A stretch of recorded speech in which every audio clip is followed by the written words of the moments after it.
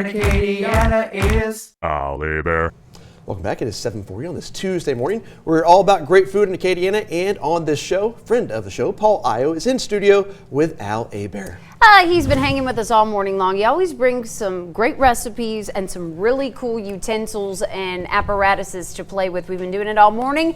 Guys, what are we getting into now? Finishing up the, I can't say it. If it feels like we're in Rome, it's because of the caceo de Pepe. A Pepe. A Pepe. There you go. I was close.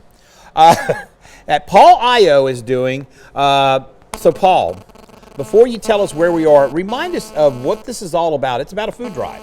That is correct. We at Keller Williams, I'm a real estate agent by day, early in the morning chef, but we're trying to raise 23,000 pounds. Last year we raised 20,000 pounds of food. This year we're trying to raise 23,000. And that's going to be any dry goods, anything that can be shelf stable, anything that's stored.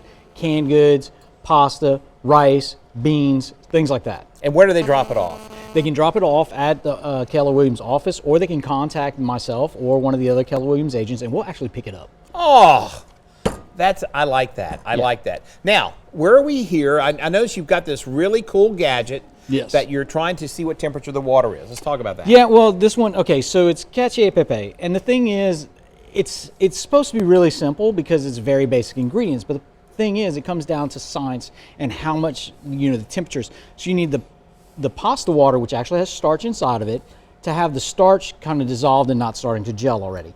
But it still needs to be a lower temperature than the melting point of the cheese. Otherwise, the cheese separates, and you're going to have the whey come out. And we don't want curds and whey. We want caceo Pepe. I didn't realize whey, that's where it came from. Whey is in cheese. It comes out of the milk, and then it separates, and then you get the milk fats and the whey. And kids, that's why if you watch this show, you're going to learn as much here as you will in school. So yeah, we're trying to get this to a certain temperature, and then what we're going to do is we're going to take this pasta water, which I did cheat. I used some of the pasta water from the last one. That's okay. And we're going to go ahead and pour this in here. Now, I luckily have an induction cooker so that I can get it to really, really precise. You can do this at home. It's just going to take you a couple of tries. Unless you have an induction cooker. Unless you have an induction cooker. And I've got two kinds of cheese in here. You've got Pecorino Romano and you got Parmigiano. Okay. Pecorino Romano, I've never heard of that. Yeah, it uses sheep's milk instead.